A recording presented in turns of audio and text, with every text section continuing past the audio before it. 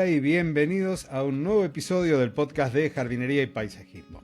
El espacio en donde comparto todo lo que sé y lo que voy aprendiendo, y como en esta ocasión tengo una entrevistada de lujo con la que vamos a hablar del paisajismo, pero no del paisajismo actual. Ya vas a enterarte bien de qué se trata. Ella es de Ecuador, está en la ciudad de Cuenca, ciudad a la que visité hace un par de meses y que disfruté muchísimo. Y nos va a hablar sobre un tema que viene desarrollando desde hace mucho tiempo y que está difundiéndolo también, y que tiene que ver con los jardines mestizos. Una manera de entender los espacios verdes de Hispanoamérica que integra lo prehispánico, lo colonial y lo contemporáneo, y que en este momento pone en el centro de la vida cotidiana de las personas y de las relaciones con las plantas. Su nombre es Gina Lobato, es investigadora y docente de la Universidad en Cuenca, en Ecuador. Ha trabajado en la comprensión y puesta en valor de espacios verdes históricos de la ciudad y de la región andina, especialmente en los patios interiores y huertos que combinan usos alimenticios, ornamentales y rituales. A partir de su investigación doctoral en Brasil, ella propone el concepto de los jardines mestizos como una tipología propia de Hispanoamérica, que reconoce la mezcla de culturas y el papel de las personas que cuidan y viven en esos jardines en su día a día. Bienvenida, Gina, muchísimas gracias por estar hoy aquí en el podcast. Es un placer para mí poder compartir este espacio contigo. Claudio, muchísimas gracias, ¿no? Para mí es un gusto y que creo que el momento de apoyarnos en estos temas es muy valioso y qué bueno que tu estancia por Cuenca estuvo muy bien. Siempre me gusta comenzar las entrevistas por el principio, y ese principio tiene que ver con nuestra historia. Así que me gustaría que nos cuentes cuáles son tus primeros recuerdos de ese contacto con las plantas y los espacios verdes, y a partir de ahí, cómo fue tu carrera, tu formación y todo lo que te trajo a este momento puntual de tu vida. Bueno, yo creo que a veces cuando niños no somos muy conscientes de la influencia que a veces tienen los abuelos, ¿no? En mi caso, mi abuela materna. Ella amaba las plantas, porque de herencia su abuelo fue una persona que investigó la botánica del Azuay, de la provincia al sur, esta provincia al sur del Ecuador, de la que Cuenca es capital, y ella conversaba con las plantas. Ella tenía este ritual, esta forma de relacionarse con su jardín, con su forma de ajardinar o cultivar el espacio verde que tenía junto a su casa. Y yo no sé si tal vez fue por ahí, pero bueno, cuando niña y justo recordando, haciendo un poco memoria de estas anécdotas, yo recuerdo que cuando niña, cuando regresábamos de mi escuela, yo tengo una hermana gemela y nos gustaba muchísimo irnos a la casa de mis papás en el, digamos, en el jardín, en el último, que era como una especie de huerta, frutales y había este tipo de cosas. Nosotros dábamos clase a las plantas.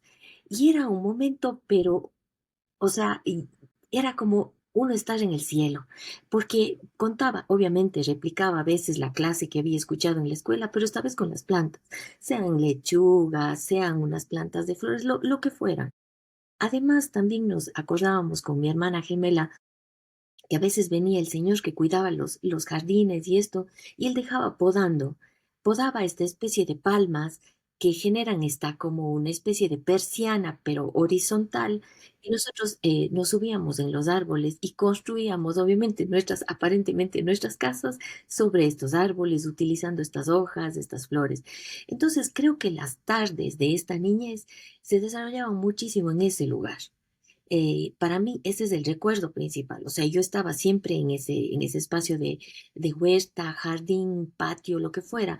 Habían otros patios, pero esos patios eran césped y con algunas plantas de flores. Pero este de acá, que era un poco más campesino, llamémosle así, era en donde nos pasábamos con mi hermana. Entonces, yo creo que la niñez y mi conexión, sobre todo con esta especie de ver a las plantas como alguien más, no como un adorno simplemente, sino que tiene una función e incluso acompaña, vino de mi abuela materna. Posteriormente, ya más, digamos, más grande en edad, em, me conecté también con mi parte paterna, que también se dedica, bueno, él sí se dedicó un poco al tema de la jardinería a nivel de la ciudad. Entonces, como que por ahí fue conectando, pero esta más cercana fue con mi abuela materna. Bien, en algún momento leí algo de material tuyo que me habías compartido de tu tesis y mencionas a tu tatarabuelo, mencionas también a tu abuelo. ¿En qué consiste esa tesis? Que después ya la vamos a trabajar, a charlar en profundidad. Porque hasta ahora yo no presenté tu formación profesional y bueno, y la tesis un poco viene a dar respuesta también a lo que has estado haciendo y a y la formación que tienes. Perdón. Sí, es así, Claudio, es una cosa, yo creo que una cosa llevó a la otra, pero no de una manera planificada, ni estratégica, ni nada, sino más bien se fue dando. Bueno, yo soy arquitecta y en un momento dado buscaba una formación que enfoque más al tema de las áreas verdes. En toda esa búsqueda consigo una beca y me voy a Italia a hacer una maestría con una beca de la Universidad de Turín. Mientras estoy allá, obviamente me empapé muchísimo en todo lo que es el jardín en Europa y todas estas concepciones, ¿no? Mucho más formales que en nuestro medio no se había visto. Cuando regreso a mi abuela materna, porque era mucho más cercana, era con quien teníamos una cercanía completa casi, le digo, abuelita, ¿podría yo intervenir en su jardín? Porque está un poquito desordenado, o sea, y esto. Y mi abuelita me quedó viendo así como, ¿pero qué quieres hacer, hijita? Digo, verá, a lo mejor las frutales poner acá, las que son para hacer las aguas que ella hacía, todo, ponerles por acá. Ella se quedó como pensando y me dijo, nunca me dijo no de frente, no, me dijo, ya, vamos a ver. Pasaron los años y nunca se dio, hasta que un momento dado, empecé a trabajar en la Universidad de Las Valles, donde actualmente también trabajo, en una universidad a la que aprecio muchísimo. Y bueno, entonces, un momento dado se da una oportunidad de intervenir en un jardín de una vivienda patrimonial de nuestro centro histórico, que es declarado Patrimonio de la Humanidad acá en Cuenca. Y este compañero me dice, Gina, tenemos que intervenir en este jardín. Yo empiezo a buscar la información, pero resulta que los procesos, sobre todo de paisajismo, jardinería, jardinamiento y en paisaje en general de los centros históricos hispanoamericanos, tienen un vacío muy grande. Me pongo en esta tarea de intentar intervenir, obviamente salvaguardando esta vivienda, porque el centro histórico de Cuenca es republicano en su mayoría, con puntuales casos coloniales, pero Cuenca tiene una característica importante también, que fue Tomebamba, fue la segunda ciudad más importante en el señorío de los incas, como le llama algunos historiadores. Fue una ciudad importante que tuvo influencia y una construcción que quizás no se van a ver en otros lugares y que aún se mantienen, por ejemplo, acá las ruinas de Pumapungo para ser visitadas, que sería Pumapungo traducido como la puerta del Puma, y es uno de los gobernantes del mundo de aquí o en el mundo que vivimos. Pero bueno, entonces va dando todo esto y claro, se me abre un espacio y digo, no hay nada sobre esto, estamos intentando o estamos reproduciendo pensando que prehispánicamente fueron también jardines y huertas. Y empezaba a buscar en Quichua, contactando con historiadores muy queridos y valiosos como Osvaldo Encalada, Juan Chacón, y les decía, pero ¿y ahora jardín, huerto? ¿De dónde viene? No, no existe, no existen esas palabras en quichua, porque obviamente la conexión con ellos era diferente. Pasado este tiempo, les digo, no, aquí hay una oportunidad importantísima, valiosísima de investigación. Postulo a una beca en el Brasil y me voy al Brasil justamente para investigar este tema, en donde de ahí salió una tesis que le llamé el jardín andino, del mestizaje cultural a otro tipo de paisaje. Y ahí sale justamente este tema y más bien eso me lleva a entender que el camino o lo que mi abuela había estado produciendo en su espacio jardinado era esto, era otra tipología de entender el espacio verde urbano. En esto sí tenemos que ser muy claros porque es urbano. Creo que los sectores rurales y quizás en las zonas en donde no interviene el hombre, en zonas naturales, tienen otro contexto, tienen otra forma de ser intervenidos incluso de ellos mismos estar ahí presentes por su propia dinámica, ¿no? En las zonas urbanas nosotros tenemos la presencia fuertísima del hombre y de todo lo que involucra para que estos lugares sean habitables. Entonces se viene involucrando ahí y en mi tesis y en esta tesis que hago en el Brasil es en donde yo puedo profundizar todo lo que había producido mi tatarabuelo, es Luis Cordero, quien había escrito sobre la enumeración botánica, el primer libro en donde se describían el uso de las plantas e involucraba también el tema prehispánico, porque él también estudió el quichua. Asimismo, publica el primer diccionario quichua castellano. Entonces, en su libro que yo recomiendo, porque hay la primera edición de 1911 online, que es o sea, es una delicia leerle, porque hay momentos en que pareciera que él sale y nos dice, esto pasó en tal lugar, pero solucionamos así, cosas del estilo, ¿no?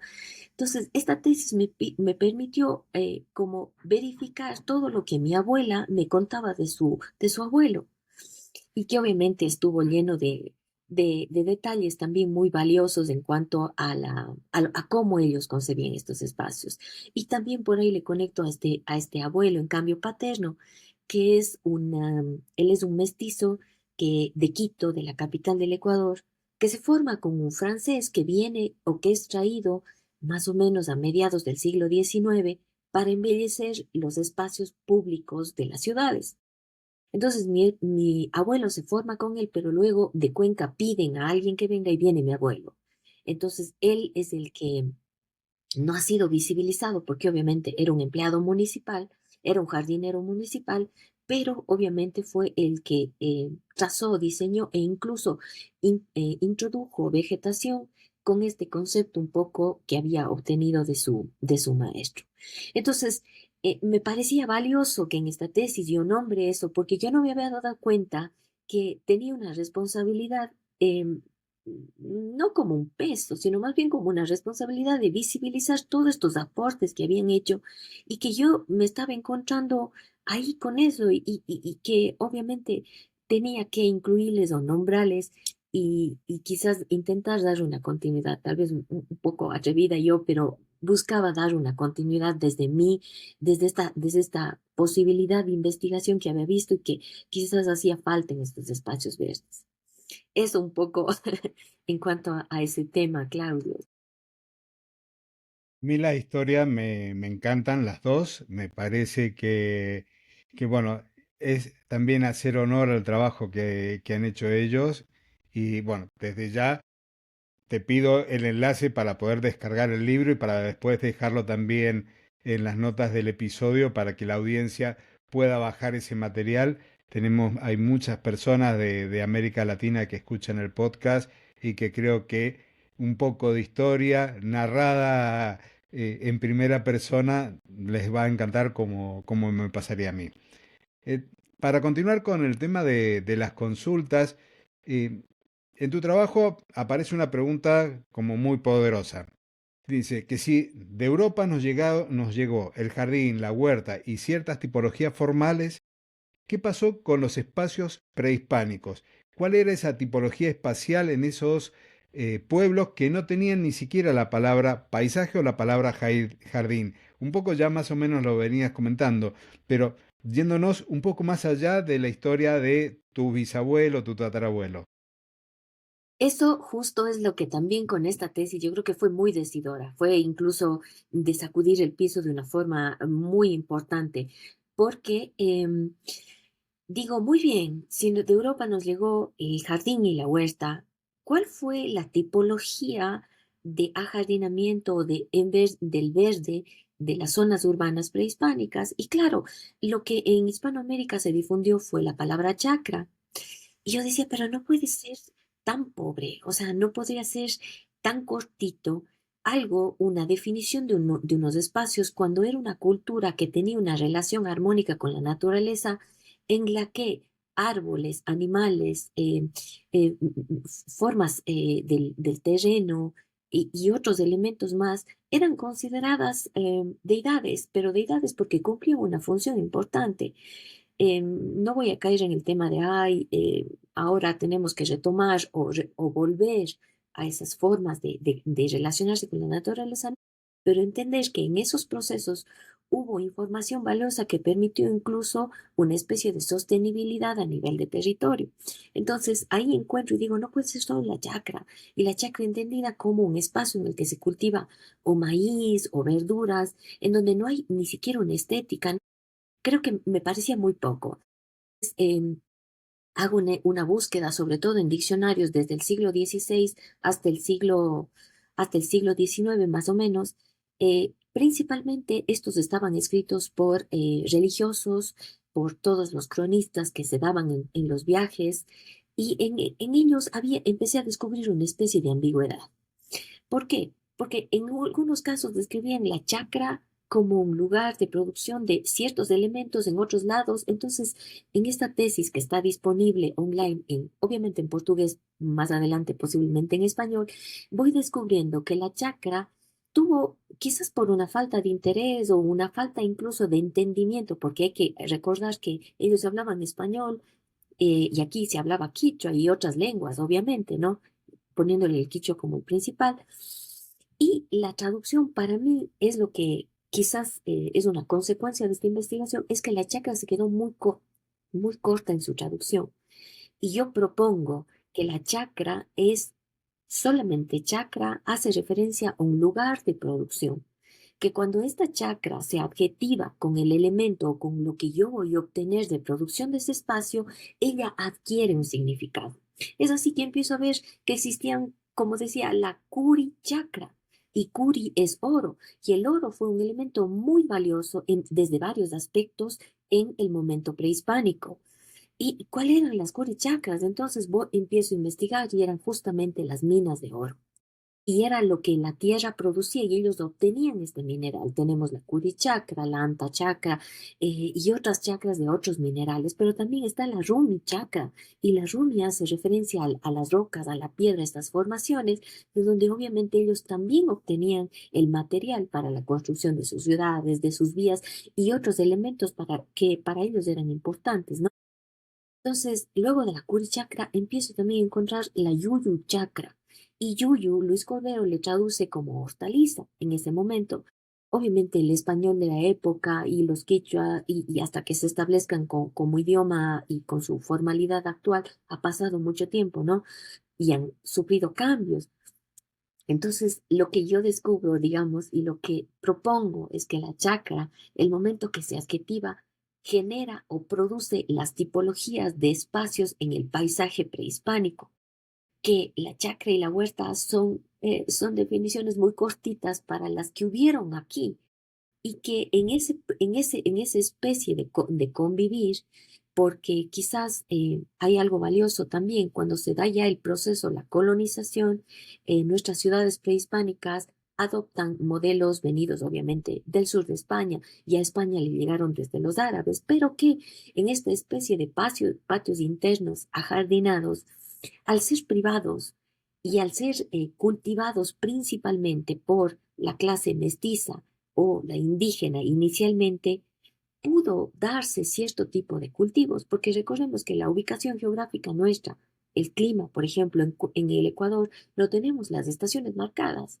Tenemos, sí, tal vez temporadas un poco más frías, más lluviosas, más secas, pero no tenemos una marcada, digamos, estación de invierno, verano, primavera y otoño, ¿no? Entonces eso también dificultaba que la vegetación que pudieran traer o la vegetación que ellos conocían no se daba, y no podían, y tenían que obviamente guiarse por el conocimiento de quienes estuvieron aquí, a tal punto que el maíz, por ejemplo, una planta que es originaria de nuestro sector, el cacao, que últimamente en el 2019 un investigador de aquí del Ecuador un poco mueve un poco el origen y se viene al Ecuador, no es de origen mexicano, sino se encontraron que los primeros vestigios, incluso anteriores a los que de México, se encontraron aquí en el sur del Ecuador.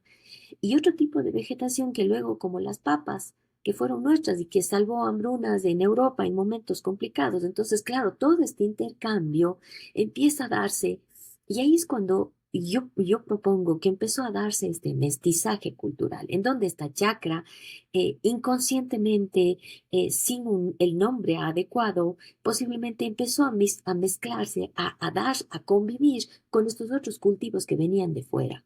Y empezaron a dar, a producir este tipo de espacios. Entonces, como que eh, al reivindicar la chacra, proponer un jardín mestizo, ya llega a una especie de equilibrio, un equilibrio incluso natural que podía darse entre la convivencia entre culturas. Y yo evito hablar de los sincretismos, porque para hablar de sincretismo deberían haber estado las dos culturas a la misma altura o en el mismo nivel. Y yo creo que más bien sería una convivencia, en diferentes, tal vez con privilegios unos, con desventajas los otros, pero eso fue una convivencia. No digo una convivencia armónica, pero una convivencia que dio un fruto y que ahora le podemos encontrar y quizás es una forma sostenible de salvaguardar los espacios verdes en estas zonas, sobre todo patrimoniales, en donde primero la intervención, la introducción o la destrucción del espacio arquitectónico construido no es posible.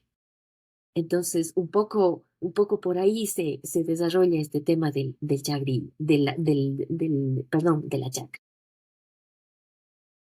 Sí, ahora, con todo lo que venís comentando, tu experiencia de formación en Europa, tu estancia y la tesis en Brasil, tu definición de jardín mestizo o de los jardines mestizos. Si alguien te viniera y te preguntara, alguien de la audiencia y te dijera, pero ¿qué diferencia tiene el jardín mestizo de Ecuador, de México, a lo mejor de Argentina, con un jardín típico italiano, francés, inglés, español? Porque por un lado tenemos el diseño, la estructura, por el otro tenemos el tipo de plantas que conviven ahí. El episodio anterior al que donde sale tu entrevista, hablé de las plantas que viajaron de continentes y que por ahí hasta dudamos si eran originarias de aquí o del otro lado, como por ejemplo el jacarandá, que en España lo encontrás y es una planta que muchos pueden pensar que es de allí, pero no, es de Sudamérica, o lo que pasó con la bugambilla, la Santa Rita, que en la costa mediterránea tenés muchas construcciones, muchas viviendas con esa planta que da la sensación que fuera de allá, pero no, es de Brasil. Entonces, en esta definición de los jardines mestizos que vienen de la época ya de todos los inmigrantes, ¿cómo le definirías a alguien de la audiencia esas diferencias que tiene este jardín? ¿Por planta, por diseño o como te prefieras encararlo? A ver, yo pienso que en los centros históricos yo establecí un concepto que se basa más Ujú, en la convivencia de las plantas y los usos de la gente. Entonces yo digo que es un ajardinamiento, por lo tanto, es un producto de quién, del usuario, es ujú. resultado del mestizaje cultural del paisaje, en el que conviven cultivos medicinales, alimenticios, rituales, religiosos y minerales. Y cuando hablo de minerales son minerales metálicos, no metálicos. Entonces hablo de elementos escultóricos y todo este tipo de elementos que no necesariamente son vegetación. Cuando yo empiezo a investigar sobre estos espacios ajardinados, lo que me doy cuenta es que el partido formal, o sea, el diseño en planta, las caminerías, los parterres y principalmente los bordes, responden a una influencia europea. Entonces hablamos que se traslada un poco esta idea del jardín monacal, en donde tenemos una especie de centro, donde a veces se reproduce en el agua, por toda esta influencia de lo que representaba el agua, ¿no? Pero internamente es imposible que lo identifiquemos como un jardín europeo, porque el tipo de vegetación y la forma en la que se cultivó ya era muy propio de la zona de acá. Entonces, en nuestros centros históricos, digamos que el trazado, el elemento mineral y construido responde principalmente a esta herencia europea. Sin embargo, en la vegetación están conviviendo desde la ruda, obviamente que esa sí nos llega de Europa, pero está llegando también la rosa, pero está por ahí también unas papas y por ahí también está un maíz. Y cuando yo hablo de una forma estética, es porque esto inicialmente la estética responde al gusto de la persona. Entonces, la persona, hay veces en las que dice, no, pero es que lo mío no es un jardín porque yo ahí tengo también un tomate, pero el tomate yo le tengo porque es importante, porque mi hija sembró y ahora ya estamos cosechando unos tomates. Entonces, a mí me hacía un poco de ruido el pensar que si la planta tiene un significado importante para el dueño de ese jardín, pero es una planta que no es considerada ornamental, ¿por qué no tiene que convivir ahí? Más bien, mi propuesta es ayudemos desde, quizás desde un experto o tal vez desde alguien que tenga un criterio un poco más cromático, de forma, de una llamada estética, ayudar para que este jardín se componga de mejor manera y pueda no tener pena de ser mostrado, de ser exhibido y de ser incluso reproducido. Entonces, la idea de esto va por ahí. Se cultivaban varios tipos de plantas, sobre todo estos se han mantenido casi que, no intactos, pero se han mantenido bastante bien en las edificaciones religiosas, monasterios, conventos y también en algunas zonas de edificaciones que para uso público, porque nosotros tenemos aquí conventos de 1500, de 1000, finales o de 1600. Entonces, em, tenemos una importante, digamos, herencia, pero que obviamente como las plantas no responden a eso, no, no, esto no es un jardín, o no, o sea, como que hay esa pena de definirle. Y con esta definición, más bien lo que yo busco es eso, ¿no? Que se pueda más bien trabajar, arreglar o ajustar a todas estas necesidades de la persona, pero sin perder una estética y sí también y sin condenar una herencia que por más difícil o complicada que haya sido, está aportando y ya está aquí con nosotros, que quizás es uno de los puntos también valiosos, ¿no? O sea, dejar convivir y que convivan en una armonía, una especie de armonía, estas plantas porque están sirviendo o están siendo útiles para el dueño, el morador o quien utilice estos jardines o estos espacios a jardinar. Comentaste recién el tomate eh, como una planta no ornamental. Quien no solamente escucha, hiciste el signo entre comillas. Y justamente la semana pasada comenté que durante muchísimo tiempo la planta de tomate con sus flores y sus frutos fue considerada una planta ornamental en Italia hasta que se animaron a consumirla como fruta, digamos, para hacer la salsa de tomate. Entonces, el concepto de ornamental, no ornamental, como siempre es muy subjetivo. Y aquí, bueno, hablando de las plantas que se fueron y las que llegaron a nuestro territorio, ¿cuál es tu postura frente a esa convivencia de plantas nativas y exóticas, tanto en los espacios verdes urbanos como en los particulares? Porque tienes una postura muy clara, que coincidimos también en el hecho de algunos ejemplares que son por ahí muy cuestionados, como puede ser la presencia del eucaliptus, que se trajo en un momento con una función y que por ahí se ha distribuido bastante. Entonces, ¿cuál es tu postura frente a esta convivencia de plantas nativas y exóticas? Y a partir de eso, ¿cómo son tus intervenciones cuando se quiere restaurar un jardín bien antiguo, un jardín de estos mestizos? Bueno, yo creo que al hablar incluso de jardín mestizo, es como que yo acepto esta convivencia y no hablo, cuando hablo de mestizo, no hablo por un color de la piel, sino más bien en la forma en la que hemos adoptado y hemos hecho Ujú. nuestros costumbres, incluso formas de alimentación y hasta de vestimenta que nos vienen, que nos ha venido de fuera. Entonces, yo considero que las plantas que ya han sido introducidas, que han conseguido adaptarse sin hacer daños, o sea, sin que se conviertan en problemas, pero el problema tenemos que entender que no son las plantas, que el problema es el hombre en su forma de entender, reproducir y ubicarles en el espacio al que quiere él destinarles. Entonces, el caso de las plantas introducidas, yo creo que no estoy de acuerdo con condenarles. O sea, eso de condenar y ahora tenemos que limpiarse, tienen que ir todos los eucaliptos porque ellos nunca fueron de aquí.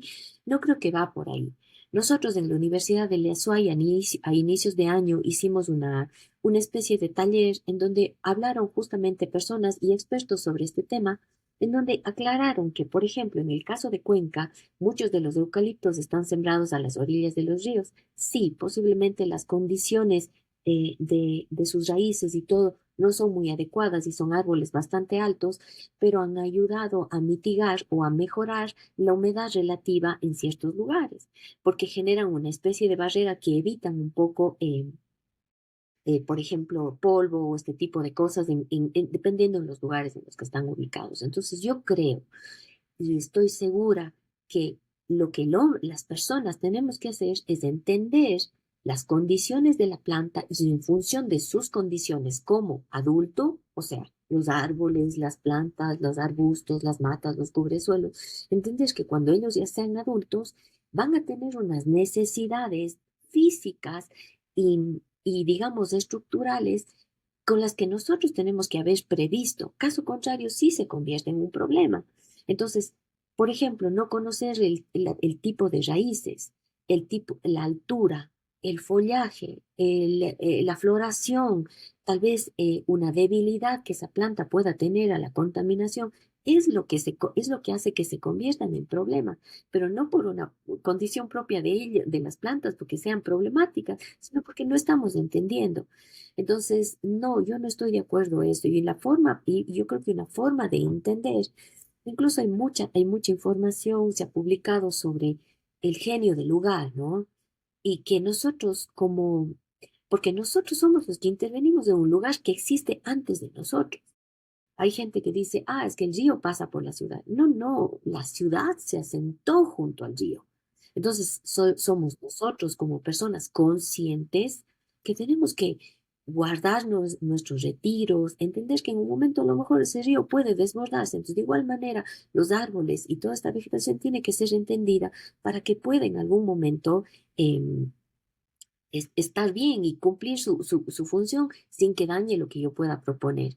Entonces, el momento de intervenir en un lugar, yo creo que lo importante es llegar un poco vaciado, o sea, llegar con la disponibilidad de entender qué es lo que me va a proponer ese lugar, cómo está su suelo, cuál es su topografía, qué vegetación existe allí, porque eso me va a indicar, me va a dar una información valiosísima de qué es lo que yo puedo intervenir. Y si ya existe un árbol importante en esa zona, que está en buenas condiciones, que a lo mejor necesita cierta poda, ciertos apoyos, pero que está cumpliendo una función. Yo creo que ahorita, en el momento actual de nuestro planeta, no nos podemos dar el lujo de ir eliminando vegetación por gusto porque ya sabemos que es el único, o sea, son los únicos, las plantas son los únicos, son las únicas que están convirtiendo en oxígeno el CO2, ¿no es cierto? Y si no tenemos todavía, no hay un equipo que haga eso, y nosotros las personas solo respiramos oxígeno, nosotros no respiramos otro, no podríamos vivir. Entonces creo que, no sé si es inconsciencia, si es tal vez una forma medio cómoda de decir, ay no, ya luego pongo aquí unas 4 plantas y cumplo o suplanto todo lo que puede, las toneladas de oxígeno que puede darme un árbol no, no, creo que no estamos entendiendo muy bien.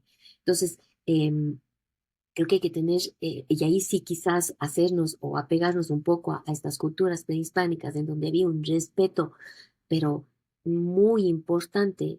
Yo no estuve ahí, no les conocí, no puedo decir con esta es la verdad absoluta porque además no existe, pero de lo que yo he podido investigar, había un respeto valioso por las plantas y por su aporte, no solo en ciertas condiciones, por ejemplo, para alimentación o este otro tipo de cosas, no, no, sino también por su condición natural.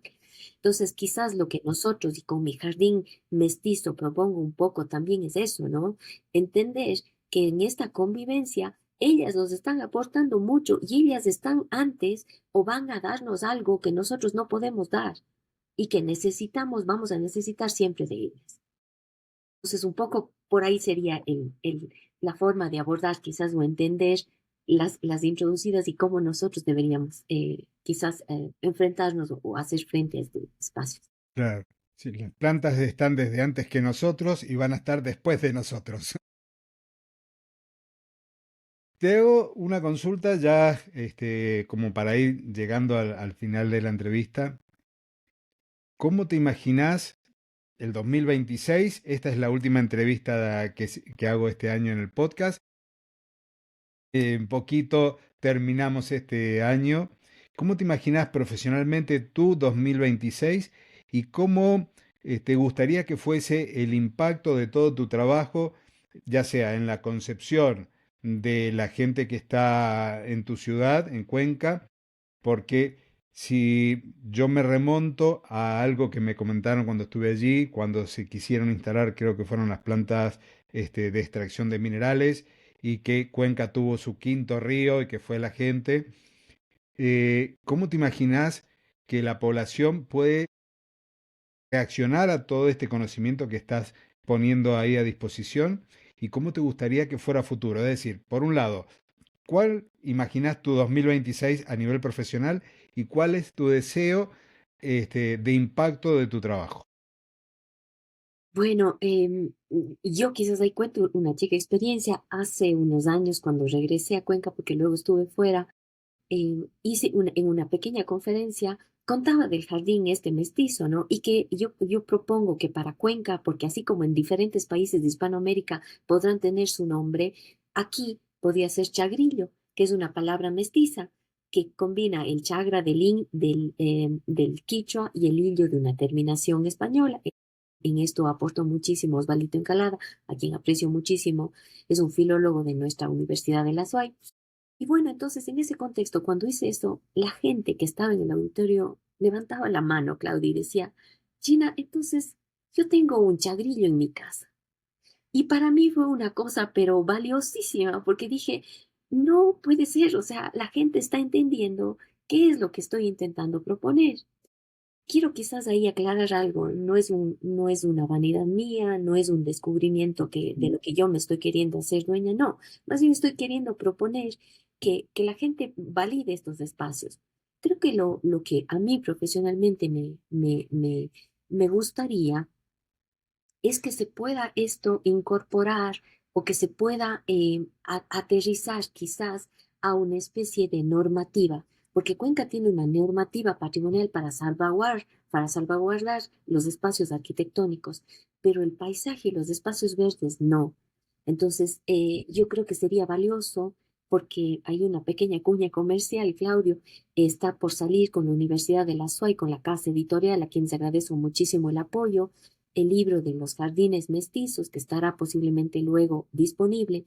Y mi idea sería más bien después de este libro, hacer una especie de llegada de esta manera, porque las políticas con las que se gestionan, sobre todo los espacios públicos y en este caso los espacios patrimoniales, permitirían que se salvaguarde toda esta información valiosa que nos han llevado desde hace mucho tiempo. Y quizás ya a nivel general, es lo que esperaría, yo pensaría que la gente empiece a entender que es quizás este punto, ¿no? El oxígeno solo nos están dando las plantas, obviamente el agua también, pero en este caso estamos hablando de la vegetación como elemento principal. Y quisiera más bien que se entienda esto, que les incorporemos y que entendamos que en nuestras manos está mejorar nuestra calidad de vida. Hablábamos quizás antes de iniciar la conversación del clima. En nuestra ciudad, en Cuenca, estamos pasando por estos frentes fríos, por estos momentos climáticos que quizás nos cuesta entender y que nuestros cuerpos ya están sintiendo, ¿no? Humedades relativas que no son lógicas, fríos o temperaturas tan altas que las que no les entendemos y que en nuestras manos mismo está mitigar o ayudarnos. Entonces, sembremos, no importa si estéticamente a alguien no le gusta, si a ustedes les gusta, siembren en una maceta, en donde quieran, mantengamos los espacios con vegetación. Ellas son tan bondadosas, solo nos piden un poco de cuidado, agua y listo. Entonces, y a cambio nos están todo el tiempo dando oxígeno. Entonces, creo que pensaría yo que si conseguimos al menos mitigar un poco esto y que todos estos espacios, a lo mejor con la excusa de llamarles jardines mestizos, se ponen de moda, por decir entre comillas, de moda, y se pueden reproducir, yo creo que sería eso algo muy valioso. Y no para mí, sería algo valioso para todos.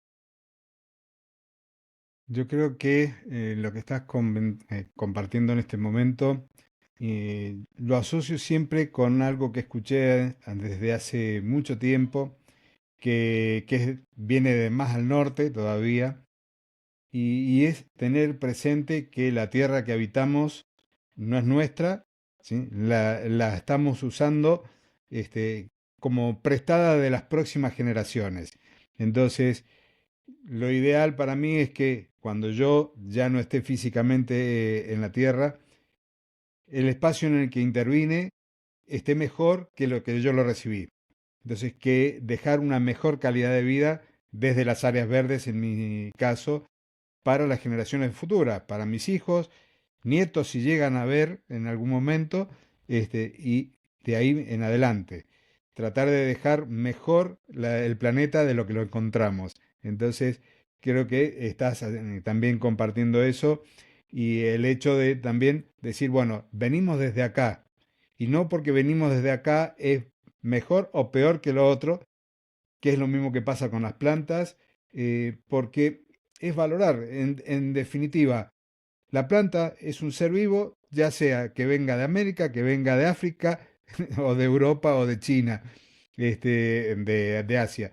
Entonces, ¿por qué no respetarla de la misma forma? Y si ya estaba ahí anclada con sus raíces, ¿por qué vamos a venir y la vamos a quitar porque nos pareció que no debía estar? Entonces, coincido con eso. No sé Sí, si qui- quieres agregar algo más. no, más bien yo te agradezco muchísimo, Claudio. Creo que son valiosos estos espacios. Yo no tengo mucha actividad en las redes, sin embargo, estoy a disposición y a las órdenes porque quizás se ha convertido en una forma de difundir, ¿no? Y difundir yo creo que desde una, bueno, mucha información también que es poco comprobable o que se difunde también muchas cosas que no tienen mucho sustento, pero en este caso yo creo que la iniciativa de tu podcast y de todo tu trabajo es súper valioso. Más bien felicitaciones y para mí todo el apoyo, lo que yo pueda apoyar, cuenta conmigo y nada. Ahí estamos luchando y apoyando siempre a todas estas plantas que nos acompañan y nos dan tanto sin pedirnos casi nada. Cuando esté el libro ya publicado, me avisas y hacemos otra entrevista y después ya ponemos si va a estar disponible para la compra en alguna librería online o como archivo descargable si es de la universidad. Sí, Y en este caso, me comprometo con la audiencia que voy a colocar el enlace cuando me lo pases para poder descargar el libro de tus ancestros sí, y el material que yo lo descargué en portugués, que también lo pueden acceder, incluso pueden ir usando algún traductor online como para poder ir empapándose de tu tesis. Así que yo te agradezco muchísimo. La única red que, por lo que tengo entendido, que sí estás trabajando, quizás no tanto como te gustaría, es LinkedIn. sí, Entonces, si me autorizas, pondré también el enlace para que puedan contactar contigo desde ahí. sí, sí, muchas gracias, Claudio. Sí, LinkedIn es una red con la que quizás me entiendo un poco más. No es que sea muy activa, pero estoy siempre pendiente y muchísimas gracias. Seguro, el libro estará descargable y bueno, ahí las actividades seguimos avanzando. Les estaré poniendo al tanto de cómo avanzamos con el Jardín Mestizo, su difusión y ojalá pueda algún rato ya establecerse como una tipología generalizada, digamos, en Hispanoamérica. Bien, y que además hayan políticas públicas y ordenanzas municipales y provinciales, estatales, nacionales, en todos lados, en donde se pongan en valor estos jardines. Así que muchísimas gracias, Gina. No sé si te quieres despedir de la audiencia y ya hago el cierre del episodio. No, muchísimas gracias, Claudio. A los que nos escuchen también les agradezco mucho. Lean los links que va a compartir Claudio y estamos a las órdenes. Muchísimas gracias. Nuevamente gracias Gina por tu tiempo, por la dedicación, por la predisposición, por todo el trabajo que vienes haciendo. Puro muchos éxitos y la verdad que aplaudo las iniciativas como la tuya en donde se pone en valor lo propio y se reconoce como corresponde. Así que muchísimas gracias. Gracias audiencia por haber llegado hasta el final del episodio. Comparte, comenta para poder llegar a más amantes de las plantas, de la naturaleza y por supuesto que podamos seguir haciendo este reconocimiento de las cosas propias, no solo dentro del territorio americano, sino también dentro del resto del planeta. Así que muchísimas gracias. Nos encontramos la próxima semana en una nueva edición de este podcast, tu podcast de jardinería y paisajismo. Adiós.